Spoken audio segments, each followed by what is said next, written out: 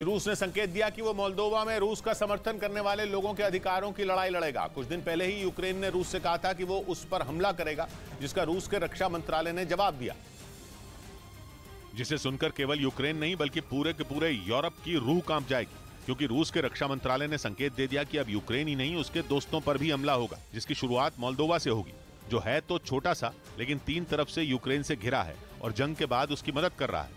यही नहीं, उसके एक हिस्से ट्रांसनिस्ट्रिया पर रूस के समर्थन वाले संगठनों का कब्जा है, जिसकी वजह से रूस और मोल्दोवा में ठनी रहती है। और इसी वजह से यूक्रेन जंग शुरू होने के कुछ दिन बाद से ही मोल्दोवा का नाम बार बार उछला। ये तक अटकलें लगी कि यूक्रेन के बाद रूस का अगला टारगेट मोल्दोवा होगा, क्योंकि ट्रांसनिस्ट्रिया पर वैसे ही रूस के लोगों का अधिकार है, जिनके जरिए वह मोल्दोवा की सरकार की नींद उड़ा सकता है। यही वजह रही कि यूक्रेन की रूस पर हमले की धमकी आते ही रूस ने फट से मोल्दोवा का नाम लिया और रूस के रक्षा मंत्रालय ने बयान दिया कि यूक्रेन हमले की धमकी दे रहा है। ऐसे में रूस के पास ट्रांसनिस्ट्रिया में उसका समर्थन करने वाले लोगों की रक्षा करने के अलावा दूसरा कोई रास्ता ही नहीं बचता। मतलब रूस ने कह दिया कि अगर घी सीधी उंगली से नहीं निकला तो पुतिन उंगली टेढ़ी कर देंगे और मोल्दोवा के रास्ते यूक्रेन को सबक सिखाएंगे, क्योंकि रूस का सालों से ट्रांसनिस्ट्रिया के जरिए यूक्रेन को घेरने का प्लान है, जिसके लिए रूस दक्षिणी यूक्रेन से मॉस्को तक एक कॉरिडोर बनाना चाहता है, जो ट्रांसनिस्ट्रिया से गुजरेगा। रूस का इस रास्ते पर 200 किलोमीटर लंबा और 30 किलोमीटर चौड़ा कॉरिडोर बनाने का प्लान है, जिसके बनते ही रूस बेधड़क होकर यूक्रेन और मोल्दोवा दोनों जगह एंट्री कर सकता है। और इसी बात का डर मोल्दोवा को पिछले 1 साल से सता रहा है, जिसे पुतिन सच करने के मूड में है।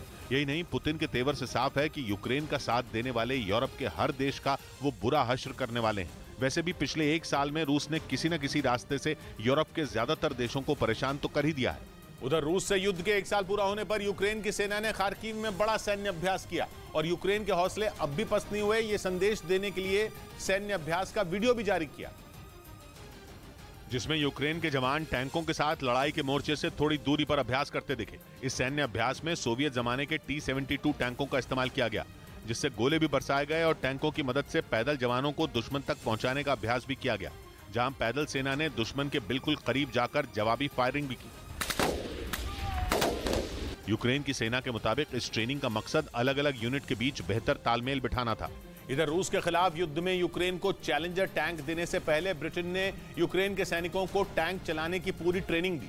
ब्रिटेन की ओर से उस ट्रेनिंग का वीडियो भी जारी किया गया, जिसमें ब्रिटेन के डॉर्सेट मिलिट्री ट्रेनिंग कैंप में यूक्रेन के सैनिक दिखे, जहां उन्हें सिखाया गया कि दुनिया के आधुनिक टैंकों में शामिल चैलेंजर टैंक को कैसे इस्तेमाल करना है। वीडियो में उबड़ खाबड़ और कीचड़ वाले रास्तों पर यूक्रेनी सैनिक चैलेंजर टैंक दौड़ाते दिखे। हाल ही में ब्रिटेन के प्रधानमंत्री ने यूक्रेन को टैंक, आधुनिक एयर डिफेंस सिस्टम और लंबी दूरी की मिसाइल देने का वादा किया था। उसी वादे के तहत ब्रिटेन यूक्रेन को 14 चैलेंजर टैंक देने वाला है, जिसकी ट्रेनिंग यूक्रेनी सेना को दी गई।